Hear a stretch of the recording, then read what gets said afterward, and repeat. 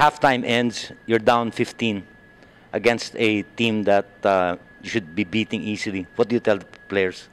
Well, I always tell them to be optimistic. And ako naman kahit galit na galit ako or ano kung anong naisip ko, ako palagi inisip ko na dapat kung ano man lalabas sa bibig ko, make sure na makakatulong. I'll make sure na nandun pa rin sa objective. Kahit grabe yung disappointment, kahit frustrated ako, I'll make sure na lahat ng sasabihin ko makakatulong sa bata, hindi makaka-apekto sa confidence ng mga bata, rather mas gaganahan. So, lahat naman ng, actually, not only in basketball, even in life, pag na hirap ka, you just stay positive, you do what you do, and kung ano mga mistakes na ginawa mo before, just forget that and continue dealing with the things na nandiyan sa harapan mo. Who's your biggest critic? My mother also. Yun, wala iba. Pupush ka palagi. Kinukumpare niya sarili niya sa akin palagi. And yun, pag-uwi ako, natakot ako nung sasabihin, especially pag may ginawa ako sa laro, na technical ako, o sasabihin, ba't mo ginawa yan? Has she ever watched you live? Once. Actually, twice. Ngayon lang. And first, sa Lasal. She watched yung Final Four against Ateneo. And Ateneo ba? Ateneo. And she watched the game against Arellano. Were you more nervous about her being there or about the game? Hindi naman. Actually, kasi pag may laro, wala na akong nakikilala. Pag nakafocus na ako sa laro, wala na akong iniisip. Nakafocus na ako sa laro. What was your impression of LaSalle, or what did you know about LaSalle before you came? Alam ko yung LaSalle nung nandito si Coach Franz. Pero after that, nung nasa province na kasi ako, hindi na ako masyado nanonood dito eh. Pero I know na tradition dito yung manalo and very competitive. Actually, I felt the pressure. Right away? Right away. Pero ang iniisip ko naman, basta magtrabaho ka lang, basta gawin mo lang lahat. And whatever happens, yun na yun eh. Don't seem to be fazed by the rivalry, LaSalle Ateneo. Is it beginning to take its impact on you, or are you starting to feel the rivalry? Ako, first time ko na naramdaman yung rivalry nung narinig ko yung mga sinasabi ng mga players, ng mga bata. Na especially on our first game against Ateneo dun sa Catskills, na some of them were not feeling well, some had injuries, pero sinabi sa akin, Coach, Ateneo eh. Maglalaro ako, especially JT, alam mo yung mga batang yon. Sabi ko, ganito pala ito pag ganito. Eto pa lang yun summer, actually maliit lang na liga, pero pag Ateneo yung kalaban, talagang binibigay lahat. And after that, nung sa mill ko, and maglalaro kami sa Phil Oil, because of that experience dun sa Catskills, yung coaching staff, we really prepared na yung trinato namin na parang UAAP yung preparation doon. And even doon sa pangalawang laro, ganun din. So, ako nakikita ko yung rivalry. Although, ibang level compared sa rivalry sa NC. Ito, mas finesse eh. How did you feel in Phil Oil about the alumni and the spectators and all the noise happening? Did you feel the rivalry there also? Actually, first time ko maka-experience ang gano'n, na Phil Oil pa lang gano'n nakadaming tao. Eto, nakita ko na Phil Oil pa lang, nandun na lahat ng mga, alam yun, kayang punuin yung San Juan Arena kahit Summer League lang. So, doon mo makikita yung suporta, and doon mo rin makikita na talagang binibigay nila. How do you manage injuries? I just talk to the players and give them the assurance na whatever happens, nandito pa rin kayo sa team, and I always tell them to handle things, na hindi yan oras para magpahinga, kundi oras yan na trabahuhin mo para makabalik ka kaagad.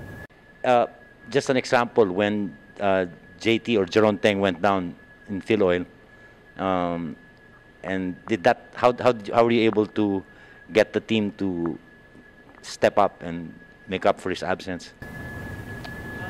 Nung na-sprain si JT dun sa FEU, tinanong ko siya kasi pasok yun sa sistema natin na being responsible eh.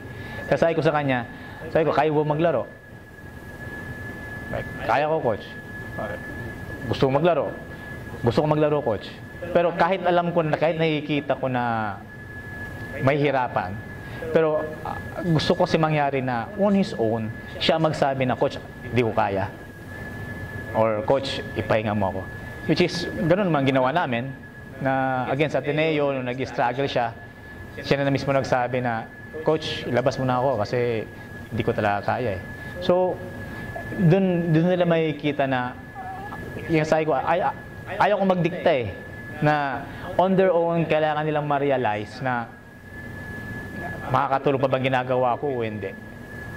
And for me, malaking bagay yun na hindi ka nagdidikta and sila mismo malalaman nila na ito dapat kong gawin.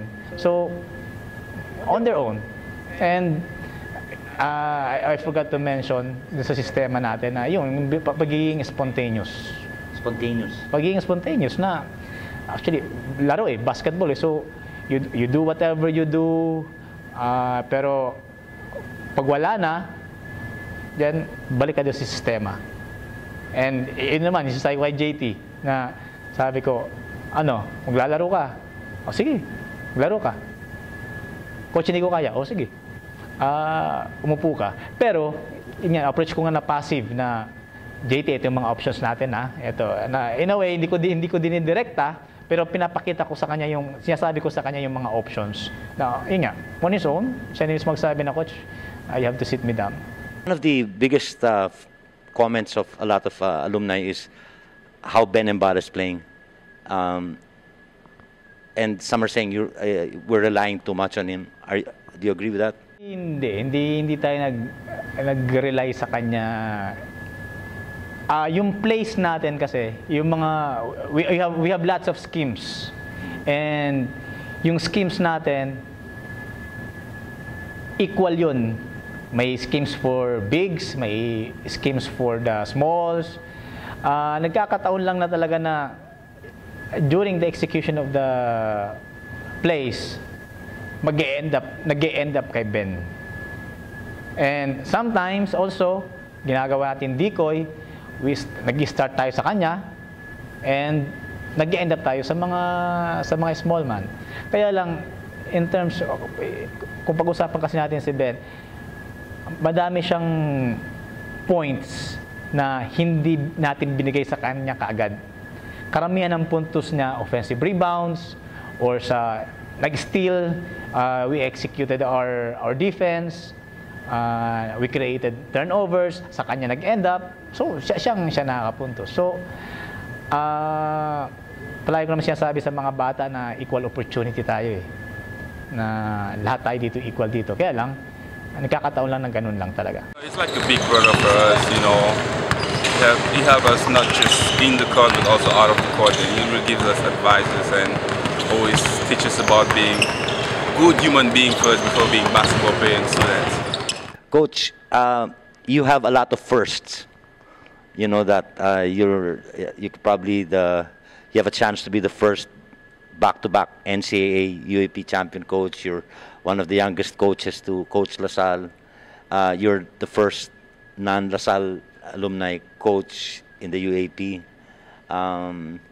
Does this put any pressure on you? Actually, hindi ko iniisip eh. Because every time you think of that, dun papasok yung pressure eh. Sir, for me personally, people who achieve extraordinary things, people who are on that course, yan yung mga tao na unconscious eh. Na you achieve things na hindi mo alam kung ano yung meron. And if you do that, madali eh. So, hindi ko iniisip yung mga ganon. Although, iniisip ko kung anong maramdaman ni boss, iniisip ko kung anong maramdaman ng mga managers, yung LaSalle community, yung mga alumni, pero yung mga personal na papasok sa akin, hindi ko iniisip yun. Do you enjoy college basketball more than professional basketball? Actually, I told boss about that na sabi ko, I always prefer college eh.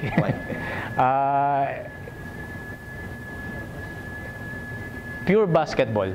Kasi pagdating kasi dun sa pro, trabaho na yun eh. Ito, playing basketball because of passion, na yung purest sense na bibigay mo lahat, and yung may sense of pride kasi school mo may pinaglalaban ka. I prefer college basketball over sa pro. Do you feel the animo? Right now I'm feeling it. Actually after the field oil. What does it mean to you? What does the animo mean to you?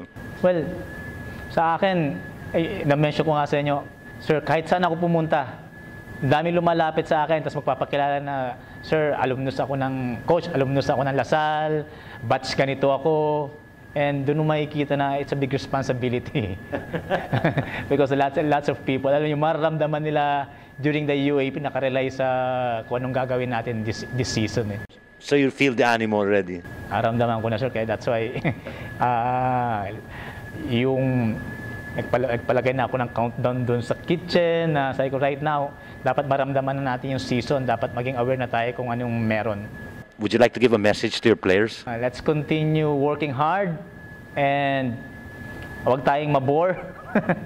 Kasi sa totoo lang, sir, we're ready to go and 29 days pa. Yun ang iniisip namin kung paano namin i-handle. And let's achieve that objective. Let's win this. Are we at 90%? 80%? Actually, we can go to 90. Pero as much as possible, nandun lang tayo sa 70 muna eh. Mahirap kasi once you reach the peak, wala ka ibang pupuntahan kundi pababa eh. So, ngayon, nasa 70, 75, we're just taking care of yung mga details, yung mga maliit na bagay. Your message to the alumni, to the LaSalle community?